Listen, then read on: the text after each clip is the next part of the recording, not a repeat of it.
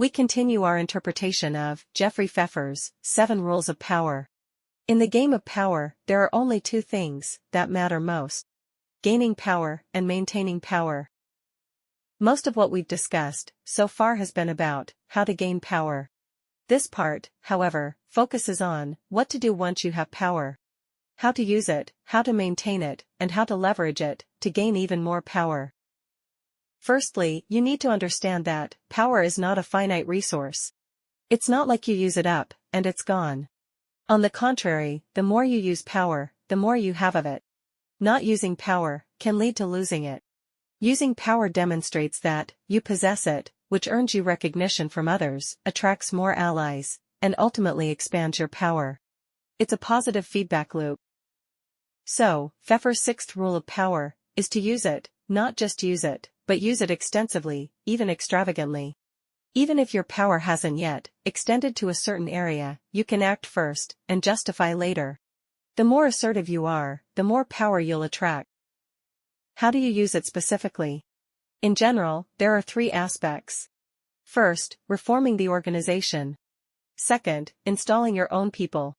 Third, suppressing competitors. Imagine if one day, you suddenly become the leader of a unit, what would you do?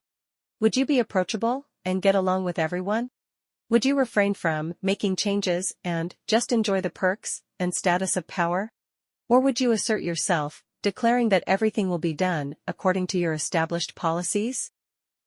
If you choose the latter, you might as well forget about being a successful leader. Power is not for display. The real allure of power lies in its utility. On November 22, 1963, President Kennedy was assassinated. Vice President Lyndon Johnson was immediately sworn in as the President of the United States.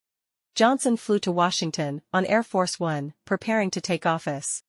While on the plane, he convened all his aides and announced what he intended to do next.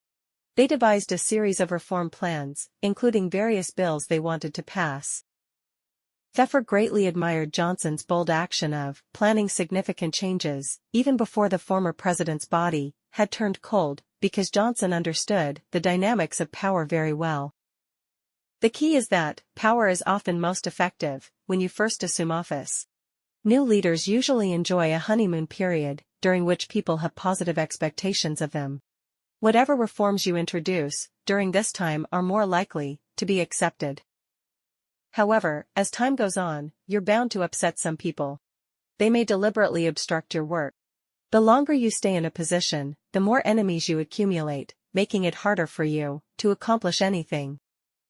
I can offer a corroborating example. Ruchir Sharma, an investment management expert at Morgan Stanley, and an Indian economist, used data analysis to uncover a common pattern among leaders of various countries. Leaders in their first term often enact bold reforms, whereas in their second term, there are typically fewer major initiatives, and they tend to focus on their political legacy and provide benefits for their families and friends. Even political strongmen like U.S. President Reagan and British Prime Minister Margaret Thatcher made significant moves during their first term, but lost enthusiasm for reforms in their second term, essentially coasting. Economically speaking, presidents' first terms generally outperform their second terms, according to data. Pfeffer argues that nowadays, with corporate leadership becoming increasingly politicized, the tenure of CEOs has actually shortened. In 2000, the average CEO tenure was 8 years, but by the 2010s, it had shrunk to 5 years. So, the lesson is clear. If you have power, you should use it early, and use it decisively. Especially since you never know if there will be a second term. In other words, if you can't push through reforms in the early days of your tenure, forget about it. You won't be able to do it later. But if you initiate reforms early on, it will greatly benefit you in the long run, because your power will grow, and you will attract more allies. Pfeffer gives several examples, all of which involve new CEOs implementing comprehensive reforms right from the start. Now, you might ask, what if I'm an outsider, coming into a leadership position, and I'm not familiar with the company? Of course, you'll need to do some research, but remember, don't take too long with it. In the 1990s, the New York City public school system was deteriorating rapidly. Mayor Giuliani appointed a new superintendent. This superintendent spent a year and a half conducting extensive research to identify the problems. However, after just a year and a half, he rolled out a series of sweeping reforms, a comprehensive plan, which truly revitalized the New York City public school system. Systems need reform. Any system, over time, tends to accumulate inertia, and existing officials are vested interests, who are no longer concerned about the system itself, but only about their own comfort. Your mission as a newcomer is to reform. You might say the existing officials in the system will definitely resist reform, so what can you do?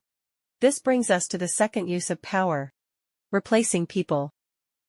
There's a well-known casino in Las Vegas called Harrah's Entertainment, which got a new CEO one year. His philosophy was that traditional marketing methods were outdated, and casino sales must be data-driven. As soon as he took office, he dismissed several senior executives from the company, including the recently praised marketing director. Even the CFO, who had previously competed with him for the CEO position, was forced out. A group of new people joined the executive team. And if you already have your own team, it's even more convenient. Stanford Hospital once appointed a very capable CEO, who attempted bold reforms, and was highly successful, shaking up the industry. Later, he was hired as CEO by another healthcare institution.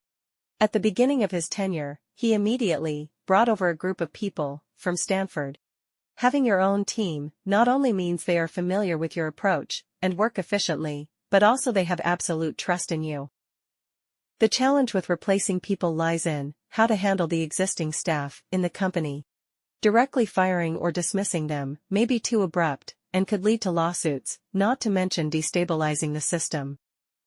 So, when replacing old personnel with new ones, it must be done legitimately, with sufficient justification. The example of the Las Vegas casino is typical. The new CEO's philosophy was data-driven marketing, and you old-timers simply don't understand it, don't have the skills for it, so of course, I have to replace you. A less direct, but gentler approach is to promote or demote subtly. Give the person a better title, but send them to a less important department. Everyone will find it more acceptable. Regardless of the method, there's no need to feel embarrassed about installing your own team. Like the new superintendent of the New York City public school system mentioned earlier, who replaced all the top leaders and department heads. Even the third-tier leaders were almost all new. Promoting allies and cultivating personal power are the norms. The third use of power is to directly expand and consolidate power. The best way to expand power is to break the rules. Just like the New York architectural genius, Robert Moses mentioned earlier, who consistently disregarded authority and acted first, he constantly broke the rules, which demonstrated his power and gained him even more recognition. People wouldn't dare to cross him.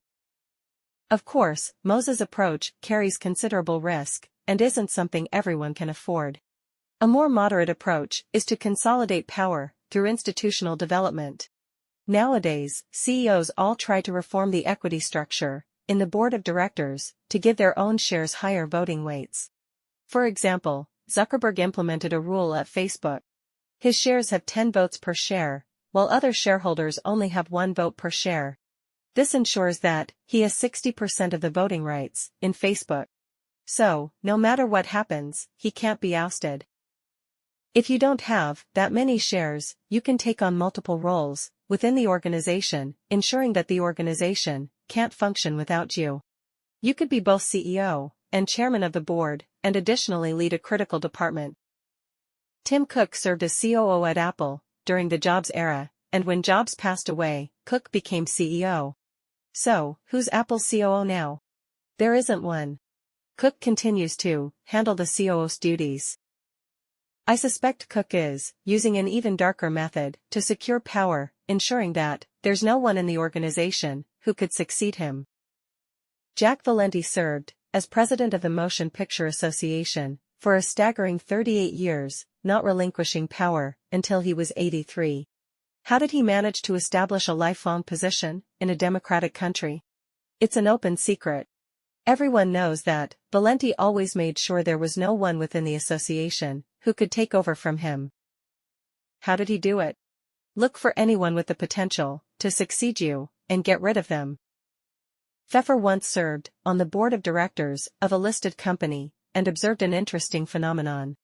Whenever a senior executive received praise from the board, that executive would quickly disappear from the company. Presumably because the CEO got rid of them.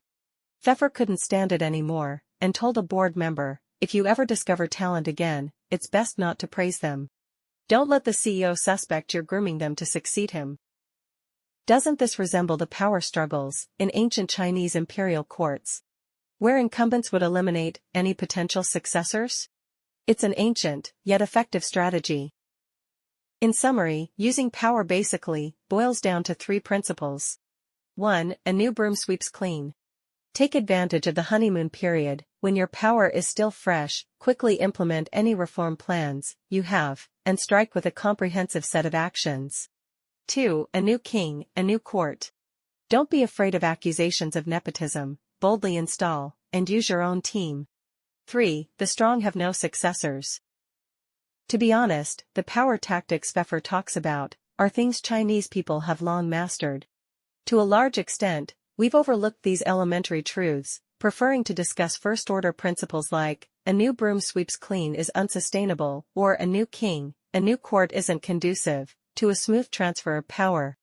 We overestimate the negative effects of these practices, and underestimate their effectiveness and universality. The principles are simple, but when you're actually in that position, you might not have the courage to act.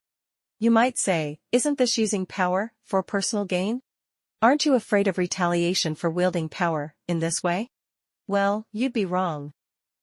The reality is, the greater your power, the less likely you'll face retaliation.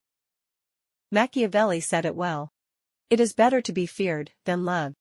In the game of power, love is an obligation, and over time, people may feel your favors are burdensome, and be unwilling to repay them. But fear is always tangible. Don't forget, the first rule of power is not to care too much, whether others like you or not. You need to understand that most people are averse to conflict. With power, you have the initiative. When you order the company's elders to retire, or ask potential successors to leave, they often have no choice but to comply. And they won't even think about retaliating. This is what's known as legitimacy. More importantly, once you've established your power, and keep using it, people will naturally come to attach themselves to you, your allies will increase, and even your former enemies will willingly become your allies. Fear of conflict and a tendency to align with winners. These are inherent weaknesses of human nature.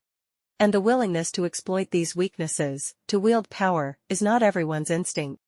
As I said before, the game of power requires you to step out of your comfort zone. I always feel that a sense of power is also a kind of talent. Some people may not excel at anything else, but they happen to be extremely adept at seizing power. They are extremely sensitive to anyone or anything that could threaten their power, and they're willing to fight at any cost. And we always indulge them. That's the content of this section. In the next part, we'll discuss, original sin will be forgiven. If you feel there is value in this, please like, subscribe to this channel, and leave your thoughts or suggestions in the comments section. Let's grow together and read more good books.